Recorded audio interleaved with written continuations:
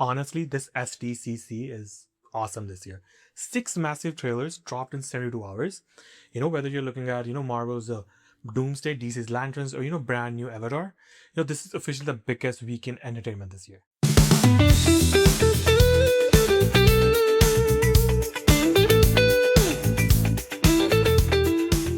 And quick context, before we dive in, because, this didn't happen by accident. San Diego Comic Con, just wrapped up, and every studio saved his biggest, ammunition for the same 72-hour window, basically. Marvel, DC, Sony, and Paramount, all basically fighting for the same news cycle at the same time, basically. That's not a coincidence, right? That's like a war for attention, heading into the biggest holiday movie season in years, possibly, right? So let's go, studio by studio. What actually, break down what's worth caring about, right? And let's start with the trailer, that basically broke the internet this week. Like Avengers Doomsday dropped its first full trailer on July 20th. 503 million views counting in 24 hours, basically. That's the single biggest trailer launch in Disney's history. Bigger than, Deadpool and Wolverine, Super Bowl spot, and, which sat at basically like what, 365 million views? Bigger than, No Way Home, bigger than Endgame. It's the second biggest trailer launch of all time, period. Like, it even beat, GTA 6's trailer, which was sitting at what, like 475 million views? Two entertainment giants, almost a billion combined views between them, basically, launching 4 months apart. Only one trailer on the planet beat Doomsday, and we're getting to that, like, in a minute. Like, so basically, what's actually in this Doomsday trailer, right? Everyone's talking about is like Robert Downey Jr. as Doctor Doom. Full stop. That's the reason number one this trailer is actually a big deal. The man who played Iron Man for a decade is now the villain trying to end the multiverse. Say what you want about the casting choice. It is like a genuinely bold swing, I'm gonna say. We also get what, the X-Men and the Fantastic Four sharing a frame with the Avengers, basically. The new Avengers as well, right? 26 characters in one trailer, if you're counting, basically, right? And there's a tease in the end that Steve Rogers coming back too, which is like a conversation on its own for another day, basically. On top of that, Comic-Con had like what, costume display that's got fans debating a possible new witch character in the movie. And Marvel loves dropping breadcrumbs like that on purpose, and the internet takes the bait every single time, right? Now here's what I want to zoom out for a second, right? I already did like a full episode on Doomsday before this trailer dropped, right? My angle back then was simple. Marvel is begging you to trust them again, and this trailer like does not change that read. Honestly, like if anything, like it doubles down on it, right? Every returning face, every crossover, every needle drop moment is all designed to make you feel something you haven't felt since what, Endgame. And that's not a knock, right? Like just what this is basically. To be fair, like to the skeptics, there's a version of this, where 26 characters, become a mess instead of a moment. But we saw that, risk play out with some of the more, crowded phase 4 movies. Like the numbers say audiences, don't actually care about that risk right now, because they just want to like, honestly, a union. Ticket pre-sales already outgrows the, combined pre-sales of like Marvel's entire 2025 slate, and in about like basically 2 hours, right? Disney is even branded the premium format tickets Infinity Visions, which tells you exactly, how big they think this one is actually, right? The movie pulled in $16.5 million in pre-sales across just 1,000 theaters on day one alone, right? Theater chains are already adding what, showtimes 4 months out. Like this is like Marvel throwing every card on the table at once, and betting like the whole hand on nostalgia, plus scale, right? Like when does Doomsday hit? It hits like theater like December 18th, right? Now the trailer that actually beat Doomsday's numbers is your own like Spider-Man Brand New Day. Its first trailer like back in March hit like 719 million views in 24 hours. Still the biggest trailer debut of all time. It later crossed 1 billion total views in like just 4 days. And this week we got the final trailer before the July 31st release. And it plays like a victory lap before the storm, right? The first minute is basically a highlight reel, Homecoming, Far From Home, and No Way Home. And Peter reading the letter to MJ that he actually never gave it to her, right? Then we cut to basically now, Peter completely forgotten about everyone he loves, because that's how No Way Home ended, and still swinging, still fighting, still doing it alone. He tracks down Bruce Banner to figure out why his powers keep evolving, And that's where the trailer earns its headline moment. Like Banner Rex basically, warns him, paraphrasing it here, like basically, that if he's ever caught without his suppression tech to run, right? Then Banner transfer right in front of him. Spider-Man versus, an out of control Hulk. And as skyscrapers, there's a Scorpion street fight thrown in too, basically, like because apparently like one monster was enough for this movie. And some fans are, already like joking that this is like starting to feel like what Spider-Man 3 levels of villain overload. Like I honestly get the like comparison, but the difference here is like this Peter is like written like grounded street level hero, not a gadget kid. So the tone can actually carry more chaos than the movie could. There's also what a glass, shattering movement nobody can, fully explain yet, which is like half the internet convinced like Sadie Sink is playing like Jean Grey, and we generally don't know. Sony's kept that one like locked down like really tight. Nobody knows what she's playing. And here's my read, like basically, why this matters beyond just cool, cool fight for choreography. Like this is Peter as most isolated, and right before Doomsday, needs every hero standing. That timing is not an accident. Sony and Marvel like threading like these two movies together on purpose. Industry estimates already have like brand new day opening somewhere between like what 230 and 250 million domestically, and that would make it like the biggest opening weekend of the year. Like it hasn't even like basically released that, right? And worth knowing it is like it opens the same weekend as Dune Part 3. So the box office fight in a week and a half is going to be like brutal. And on the real life side, I know Holland and Zendaya recently confirmed their own marriage. Like, so the will they, won't they energy in this trailer is hitting like differently for a lot of fans right now, right? And Marvel's wasn't the only studio eating this week though, right? DC showed up to Comic-Con with receipts on their own. DC, let's talk about like Lanterns first, right? HBO's Green Lantern show has had like what a rough marketing run up to this point. Fans, myself included, felt like the earlier teasers looked more like a cop drama than actual space cops. The new SDCC trailer that fixes that problem basically. It fixes it like basically really hard. Like we finally get like ring constructs, alien worlds, real Green Lantern spectacle. The biggest reveal is Ulrich Thompson as Sinestro. Man, Hal Jordan's old mentor, now his arch enemy, right? There's a difference in the moment where Sinestro basically tells Hal he doesn't actually believe John Stewart is his backup. He thinks he's his replacement, right? That's the whole emotional engine of this show in one line. And there's a new threat, named for the first time, the Manhunters. In the comics, the Manhunters are like basically the robotic, peacekeeping force, the guardians of the universe, built before the Green Lantern Corps even existed, basically. If the Manhunters are the real threat this season, then this show just got a lot bigger than small town murder mystery in Nebraska, right? The cast is stacked too, right? Kali Chandler as veteran, Lantern Hal Jordan, and Aaron Pierre as rookie. John Stewart, Kelly McDonald is Gary Dillahunt, and Purna Jagannathan, and Laura Linney was confirmed at the panel as one of the guardians of the universe themselves, right? So behind the camera, you've got what Chris Mundy, Damon Lindelof, and Tom King creating it, basically co-creating it, right? And that's a generally stacked writers, and it shows in how layered this mystery already feels. And there was also nice behind the scene detail from the panel. Like less than 20% of the show was actually shot on Warner Brothers lot, and the rest was filmed on locations all over California, right? A small thing, but it explains why the show looks less like a soundstage and more like an actual world. Honestly, right, this whole trailer is like a textbook example of marketing team course correcting mid campaign, basically, right?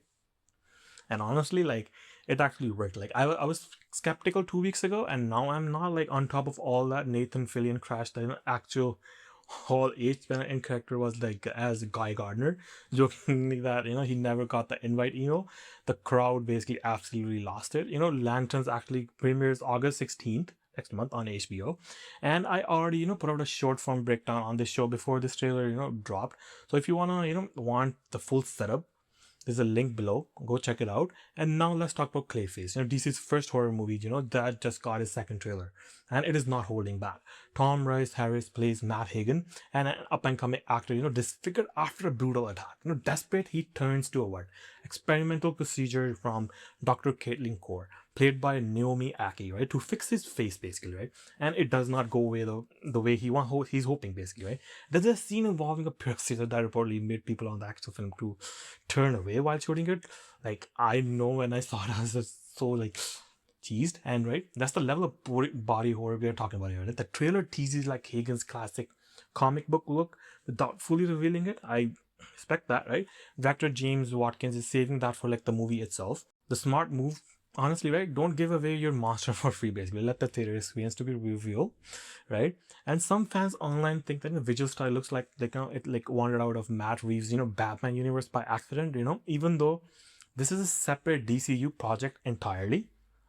Tom Rice Harris actually joked about the overlap himself, like saying that he's got Robert Pattinson on the speed dial, right? This movie also slots in right after the success of The Penguin, right? Right between the two Reeves Batman films. So DC clearly sees Gotham adjacent horror as its own lane now, basically, right? Separate from James Gunn's main DCU timeline, and that's a genuinely smart structural choice.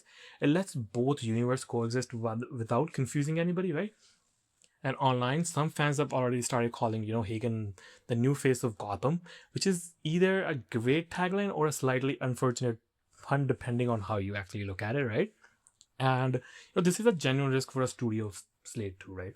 Horror movies built around a Batman villain, nobody outside of comic readers I really knows is not like basically a safe pick, but it's an interesting one, right? This is DC's first real horror swing under James Gunn, and from everything I've seen so far, it's actually basically landing. Clayface hits theaters October 23rd, and it wasn't just superhero dominating Comic Con this week either, right? Like Avatar had a massive Comic Con, and honestly, in two completely different ways. So let's separate them clearly, right? First, Avatar Aang, the Last Airbender. Like, this is the animated feature film spin-off of the original series from Paramount and Nickelodeon. Not to be confused with the Netflix, separate live action show. It was originally like scheduled for like an October release, right? It got bumped up after it got like leaked online. So now it's actually streaming on Paramount. Plus, it's starting up basically tomorrow. Like, it's already streaming alongside a limited awards qualifying theatrical run in New York and LA. At the same Hall H panel, Paramount dropped something nobody was expecting: the very first teaser of Avatar 7 Havens. This is like a brand new animated series from the original creators like Michael Dante DiMartino and Brian Konietzko. 26 basically episodes split into like two books and set well after the new Legend of Korra. Basically, like, it follows a new avatar named Pavi, a young earthbender, who discovers her identity in a world, shattered by some kind of cataclysm, right? And here's the twist, right? That actually caught my attention. In this world, being the avatar doesn't make you a savior, right? It marks you as humanity's basically destroyer, hunted by both humans and spirits, right? He has to team up with her long lost twin sister Nisha just to survive, right? That is a generally dark direction for this franchise. And I'm curious, whether the show earns that premise over 26 episodes or just, use it as a marketing hook for like one teaser. What makes this one worth watching closely is that, DiMartino and Konietzko are directly back in the driver's seat, right? After mostly, stepping away from the franchisee for years. And Seven Havens premieres like what, October 9th on Paramount Plus. And last but absolutely not least, Resident Evil. Zach Cregger, the director behind Weapons and Barbarians, dropped a brand new trailer right before his own Hall H panel today, right? This isn't a straight game adaptation. It's an original story that runs parallel to the events of Resident Evil 2, set on the other side of the same outbreak in Raccoon City. Austin Abrams plays Brian, a medical courier who gets pulled into that chaos on one very bad night, basically. Zach Cherry, Colly Reese, and Paul Walter Hauser round out as the cast as an umbrella scientist caught in the same nightmare. Reportedly, Sony gave Cregger close to full creative control here. On an $80 million budget to write and direct it entirely his way. After what, Weapons did last year, that kind of, trust feels earned. There's already a wild, behind the scenes story about Austin Abrams, nearly getting hurt basically during, one of the stunts. And so they were clearly not playing it safe on set. And honestly, this franchise, needed someone to take the kind of risk again. Like the 2021 reboot, Welcome to Raccoon City, played it way too safe and barely, even made a dent. Cregger himself has described the whole shoot as basically, one continuous dread-filled sequence rather than, normal 3-act structure. Right? Honestly, that tracks with what this trailer looks like. And, from the pacing in this trailer alone, I'm gonna say this might be like the first live action Resident Evil movie like that actually honestly understand horror instead of just borrowing the name, right? It basically, it hits theaters September 18th. So okay, real quick, if you force me to rank these trailers purely on hype right now, I'm gonna say Spider-Man Brand New Day is still number one. The numbers back it up, so does the trailer itself.